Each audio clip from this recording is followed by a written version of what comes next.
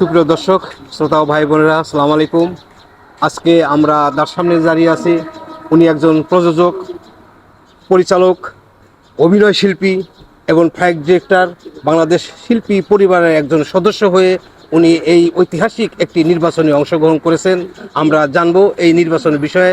যারা আমার এই ভিডিও দেখবেন, বিশ্বের হাজার কোটি মানুষের এই হৃদয়ের স্পন্দন, যিনি অভিনয় করে মানুষের মন জয় করেছে, এমনি একটি লোক আজকে এই নির্বাচনে দাঁড়িয়েছেন।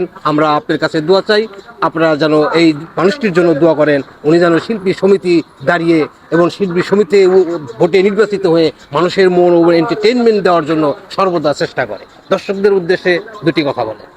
আসসালামু আলাইকুম। আজকে আমি এখানে ইলেকশন করতে এসেছি সভাপতি হিসাবে। তো আপনারা দোয়া করবেন আমাদের জন্য, আমাদের প্যানেলের জন্য, আরমান মুক্তি প্যানেল। এই প্যানেলের জন্য সবার কাছে দোয়া চাবো, যারা দর্শক ভাই আছেন। তারপরে আপনারা আমার নামটা অন্তত জানেন, আরমান। তো ভাই তো বলেই দিল সব কিছু। যাই হোক, তারপরে আমি শিল্পী, তারপরে ফাইট ডিরেক্টর হয়েছি, প্রডিউসার হয়েছি, ডিরেক্টর হয়েছি। আমি শিল্পী হিসাবেই পরিচিত।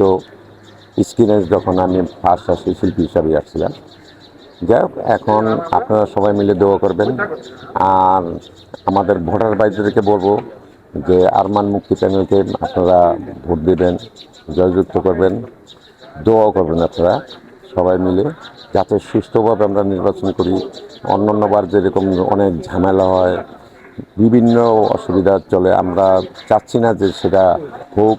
আমরা সুষ্ঠুভাবে নির্বাচন করব। অন্তত আমার প্যানেল থেকে কারো সম্বন্ধে কোনো কটু কথা বলুক বা কোনো কিছু করুক, সেটা আমরা চাচ্ছি না।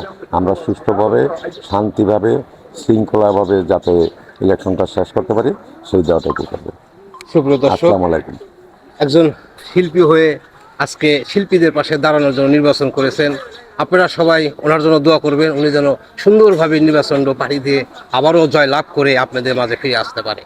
ভালো থাকবেন, সুস্থ থাকবেন, আর শিল্পী পরিবারের জন্য দোয়া করবেন। বাংলা সিনেমা দেখবেন হলে বসে, আর এই শিল্পীদের জন্য পাশে থাকবেন। আজকের মতোই আল্লাহ হাফেজ। Thank you.